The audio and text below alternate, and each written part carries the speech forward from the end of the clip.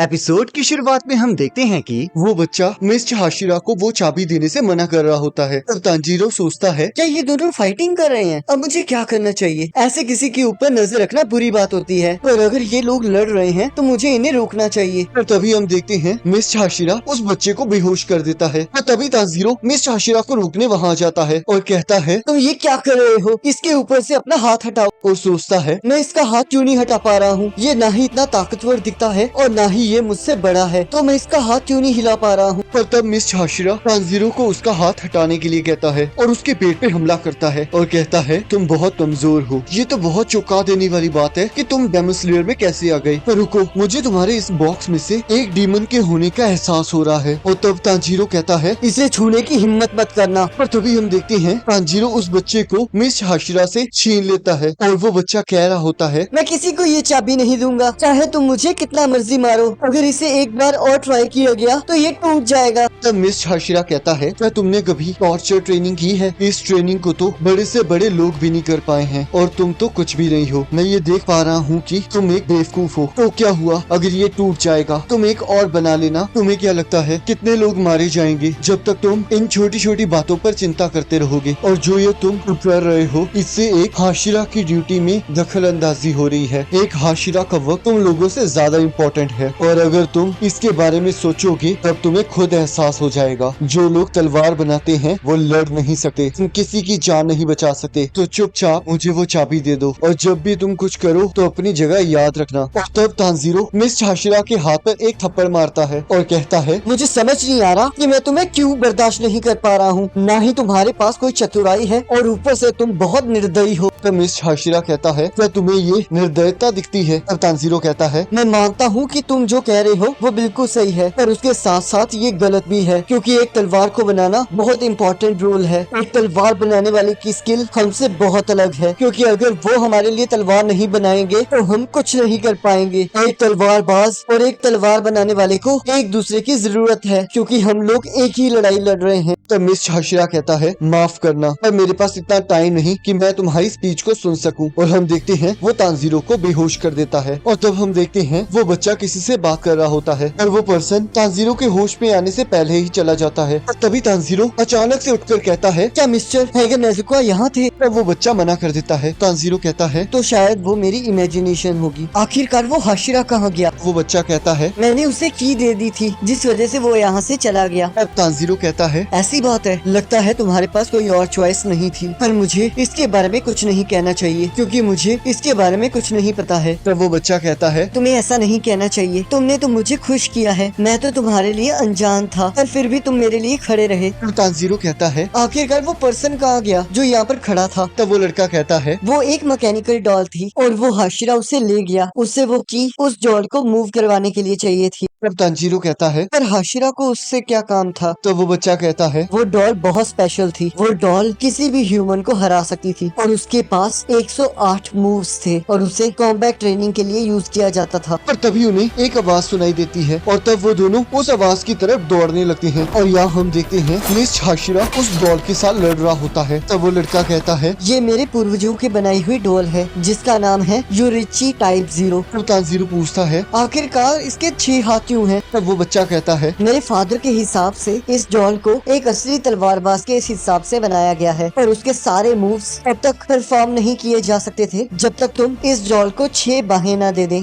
Tanjiro सोचता है, मैंने इस चेहरे को पहले भी कहीं देखा है और पूछता है, आखिरकार वो स्वॉर्ड्समैन कौन था? तब वो बच्चा कहता है, मुझे उसके बारे में कुछ नहीं पता, वो तो सेंगोकू पीरियड में था। तो तांजीरो हैरान होके कहता है, तो इसका मतलब वो 300 साल पहले था, तो इसका मतलब ये डॉल तब से नहीं टूटी है। तब वो बच्चा कहता है, ये टेक्नोलॉजी बहुत ही कमाल की थी और हम आज तक इस टेक्नोलॉजी तक नहीं पहुंच सके, तो अगर ये अब टूटी तो इससे कोई ठीक नहीं कर पाएगा। मेरे फादर मर चुके हैं और मेरा कोई भाई बहन भी नहीं है, तो मुझे ही ये सब कुछ देखना होगा, पर मैं ना ही मैकेनिकल डॉल्स में अच्छा हूँ और ना ही तलवार बनाने में। तब तानजीरो कहता है तो तुम इस वजह से परेशान हो और सोचता है ये हाशिरा तो बहुत कमाल का है और ये मेरी उम्र का लगता है, ये तो काफी ज्यादा टैलेंटेड है। पर तभी एक क्रो कहती है तो तुम इससे क्या एक्सपेक्ट करते हो? आखिर का ये उस तलवारबाज का डिसेंडेंट है जिसे सन ब्रीथिंग टेक्निक आती थी। ये तुम जैसे से बहुत अलग है। तब तानजीरो कहता है sun breathing, the first breathing style. ये लड़का तो सच में बहुत कमाल का है, पर ये तो सन ब्रीथिंग इस्तेमाल ही नहीं कर रहा। और तब वो क्रो तानजीरो के गाल पर काट देती है। तब तानजीरो कहता है अब मुझे याद आया, मैंने इस आदमी को मेरे ड्रीम में देखा था। तब वो क्रो कहती है क्या तुम पागल हो? क्या तुम कभी इस विलेज में भी आए हो? तुम तो मुझे हंसी दिला रहे हो। तुम्हारे कहने का मतलब है कि तुम एक ऐसे आदमी से मिले हो जो कि संगीकू पीरियड में एग्जिस्ट करता था। आखिरकार तुम कितने बूढ़े हो चुके हो? तब तानजीरो कहता है मुझे माफ कर दो, लगता है मेरे साथ कुछ बुरा हो रहा है। तब वो लड़का कहता है ऐसी बात नहीं है, शायद तुम्हारी मेमोरीज इनहेरिटेड हो। हमारे विलेज में लोगों का कहना है कि तुम्हें केवल अपने पूर्वजों से अपना शरीर ही नहीं मिलता, तुम्हें उनकी मेमोरीज भी मिल सकती हैं। तो इसका मतलब जो तुमने ड्रीम देखा है वो तुम्हारे पूर्वजों की मेमोरीज होंगी। तब तानजीरो उसे थैंक यू कहके अपना नाम बताता है। तब वो लड़का अपना नाम कोतेत्सु बताता है। और तभी अचानक हम देखते हैं मिस हाशिरा उस डॉल के कुछ पुर्जों को तोड़ देता है, जिससे वो बच्चा निराश होकर वहाँ से चला जाता है और तानजीरो उसे ढूंढने निकल जाता है। और तब वो उसे एक पेड़ पर चढ़ा हुआ मिलता है और कहता है अगर मैं तुम्हारी कोई मदद कर सकता हूँ तो मैं जरूर करना चाहूँगा। तुम अपने डॉल को लेकर उम्मीदें नहीं खो सकते। तुम्हारा भविष्य तुम्हारा इंतजार कर रहा है, तो तुम्हें उस फ्यूचर के लिए मेहनत करनी होगी और देखना तुम वो कर पाओगे जो तुम आज नहीं कर सकते। तब वो लड़का कहता है ऐसा नहीं होने वाला, मेरे पूर्वजों की टेक्निक मेरी वजह से खत्म हो जाएगी। तब तानजीरो उसे एक उंगली मारता है और कहता है अपनी बकवास बंद करो, तुम्हें अपने बारे में ऐसा नहीं कहना चाहिए। चाहे तुम खुद के लिए ये नहीं कर सकते, पर कोई ना कोई तो होगा जो तुम्हारे लिए ये करेगा। तो तुम्हें बस इतना करना है कि तुम इस स्किल को आगे पास कर सको। मैं मुजान की बदसूजी को हराना चाहता हूँ और मैं अपनी बहन को बचाना चाहता हूँ, और शायद मैं ये सब कुछ करने से पहले ही मर जाऊँ, पर मुझे इतना यकीन है कि कोई ना कोई तो जरूर होगा जो मेरे लिए ये काम पूरा करेगा, जैसे कि हम एक अपर रैंक को हरा पाए हैं उन लोगों की लाइफ्स को गवाकर जो हमसे जुड़े हुए थे। तो फिर एक दिन वो जरूर आएगा जिस दिन वो जिंदगियां जो हमसे जुड़ी हुई हैं वो मुजान की बदसूजी को हरा देंगी। तो हमें अपना बेस्ट देना चाहिए। कोतेत्सु कहता है मैं उस जॉन को टूटते हुए नहीं देख सकता, पर अब मैंने अपना माइंड बना लिया है। ये कॉम्बैट ट्रेनिंग रात तक चलेगी और मैं इसे अंत तक देखूंगा। पर तभी वो दोनों मिस हाशिरा को अपने पास से गुजरते हुए देखते हैं और तानजीरो कहता है क्या तुमने अपनी ट्रेनिंग पूरी कर ली? तब मिस हाशिरा कहता है हाँ कर ली, और इसमें बहुत मजा आया, और हाँ मेरी तलवार टूट चुकी है तो मैं इस तलवार को लेकर जा रहा हूँ। तब कोतेत्सु वहाँ से भाग जाता है और तब तानजीरो भी कोतेत्सु के पीछे चला जाता है और कोतेत्सु के पास जाकर कहता है चलो इसे चला के देखते हैं कि ये अभी भी काम कर रही है। और तब कोतेत्सु उस डॉल के अंदर चाबी भरता है और तभी वो दोनों देखते हैं वो डॉल फिर से चलना स्टार्ट हो जाती है, जिसे देखकर तानजीरो बहुत खुश हो जाता है। पर तब कोतेत्सु कहता है ये चल रही है तानजीरो, और मैं चाहता हूँ कि तुम इस डॉल के साथ ट्रेनिंग करो ताकि तुम उस घमंडी इंसान से ज्यादा ताकतवर हो सको। तब तानजीरो सोचता है क्या मुझे ये अभी करना होगा? और वो डॉल उस पर हमला कर देती है। और यहाँ हम देखते हैं अगले दिन तानजीरो उस डॉल के साथ ट्रेनिंग कर रहा होता है और कहता है मैं मर जाऊंगा, ये 6 बाहें मेरे लिए बहुत ज्यादा हैं। तब कोतेत्सु कहता है वहाँ सिर्फ 5 ही बाहें हैं, तो उठो और उस बच्चे से स्ट्रॉन्ग बनो और उसे कहना क्या तुम्हें बस इतनी ही ताकत है। तुम्हारे बाल बहुत लंबे हैं तो इसे कटवा लो। तुम बहुत अगली हो और तुम्हारी लातें भी बहुत छोटी हैं और तुम तो सुसाइड कर लो। तब तानजीरो कहता है मैं ये सब कुछ नहीं कहूँगा, तब कोतेत्सु कहता है प्लीज तुम यही कहना। और तभी वो डॉल फिर से तानजीरो पर हमला कर देती है और तब तानजीरो सोचता है चाहे मैं जो मर्जी कहूँ, पर मिस हाशिरा सच में बहुत ताकतवर है, तो मुझे भी ताकतवर बनना होगा। और तब वो डॉल तानजीरो को दूर फेंक देती है। तब कोतेत्सु कहता है तानजीरो अगर तुम इसमें ही मर जाओगे तो फिर तो तुम बहुत बेकार हो। मैं तुम्हें फिर से एक बार कहूँगा, तुम बहुत अलग तरीके से मूव कर रहे हो। तुम्हें अपने अपोनेंट के मूव्स के अकॉर्डिंगली मूव करना चाहिए, पर तुम ऐसा नहीं कर पा रहे हो। अगर मैं दूसरे शब्दों में कहूँ, तुम्हें तो बेसिक्स भी नहीं आते हैं। मुझे तो ये नहीं समझ आ रहा कि तुम अब तक जिंदा कैसे हो। मैं यहाँ तुम्हें तुम्हारी कमियां बताने आया हूँ, तो मैं तुम्हें तब तक खाना नहीं दूंगा जब तक तुम वो सब कुछ नहीं कर लेते जो मैंने कहा है। और तब वो डॉल तानजीरो को फिर से फेंक देती है और कोतेत्सु फिर से तानजीरो को सुनाने लगता है और कहता है ये 5वां दिन है और कल से मैं डॉल के हाथों में तलवारें दे दूंगा। तब तानजीरो कहता है मैं सच में मरने वाला हूँ। और कोतेत्सु तानजीरो को खाना देने से मना कर देता है। तो तानजीरो सोचता है कोतेत्सु कितना एनालिटिक पर्सन है, पर एक तलवारबाज इंस्ट्रक्टर होने के लिए ये एक नौसिखिया है, क्योंकि इसे ह्यूमन की लिमिट्स के बारे में कोई आइडिया नहीं है। इसके ट्रेनिंग सेशंस बहुत खतरनाक है है। अगर तुम इसकी डिमांड्स नहीं पूरी करोगे तो ये तुम्हारा खाना पीना दोनों बंद कर देगा, और बिना खाना पीने के तो एक इंसान तो मर ही जाएगा। पर शुक्र है मैं इस बारिश की वजह से बचा हुआ हूँ, पर इसके बावजूद भी मैं इस ट्रेनिंग सेशन में बिना पानी, बिना खाने और बिना नींद के लड़ रहा हूँ। और अब मुझे लगता है मैं आफ्टर लाइफ का पुल क्रॉस कर रहा हूँ और भूख प्यास से एक रिवर में गिर जाता हूँ। ये रिवर बहुत डार्क है और बहुत भारी है, पर अचानक से मुझे ऐसा लग रहा है कि मुझे कोई गर्म हाथों से मसाज कर रहा है, और तभी मुझे रिवर की गहराई में कुछ चमकता हुआ दिखता है और मैं उसकी तरफ चलता जाता हूँ। पर पता नहीं कैसे मैं पानी के अंदर भी इसकी स्मेल को महसूस कर सकता हूँ। और तभी यहाँ तांजीरो सोचता है ये किस तरह की स्मेल है? ये स्मेल तो ओपनिंग थ्रेड से भी डिफरेंट है। और तब तांजीरो उस जॉल के मूवमेंट्स को रीड करने लगता है और उस पर हमला करने में कामयाब हो जाता है। तब केतत्सु कहता है शाबाश तांजीरो, चाहे ये इतना खास नहीं था पर मैं फिर भी तुम्हें थोड़ा खाना दूंगा। और तब तांजीरो खाना खाते हुए रोने लगता है और हम देखते हैं वो फिर से ट्रेनिंग करना स्टार्ट कर देता है और सोचता है अब मैं इसकी मूवमेंट्स को समझ रहा हूँ, और अब जब मेरा स्टेमिना वापस आ गया है तो मैं इसका मुकाबला भी कर सकता हूँ, और मैं सिर्फ अपनी स्मेल से बता सकता हूँ कि ये कहाँ से स्ट्राइक करने वाला है। मुझे इसकी स्मेल का एहसास ओपनिंग थ्रेड से भी पहले आ जाता है। और तब तांजीरो उसके सिर पे हमला करने लगता है। तब कोतेत्सु कहता है तांजीरो हमला करो, मुझे कोई फर्क नहीं पड़ता अगर ये टूट जाए, मैं इसे दोबारा से ठीक कर लूंगा। तांजीरो तुम अब नहीं झिझक सकते, मैं तुम्हें मरते हुए नहीं देख सकता तांजीरो, तो तुम्हें बाकी सबसे ताकतवर होना ही होगा। और तब हम देखते हैं तांजीरो की तलवार टूट जाती है और वो नीचे गिर जाता है, और हम देखते हैं उस जॉल का गला भी कट चुका होता है और उसके अंदर से कुछ निकलता है जिससे वो दोनों डर जाते हैं। कोतेत्सु कहता है आखिरकार ये क्या है? क्या ये 300 साल पहले की तलवार है? और तांजीरो खड़ा खड़ा शॉक हो जाता है। और इसी के साथ एपिसोड खत्म हो जाता है। अब अगले एपिसोड का लिंक आपकी स्क्रीन पर आ रहा होगा, आप उस पर क्लिक करके अगले एपिसोड को देख सकते हो।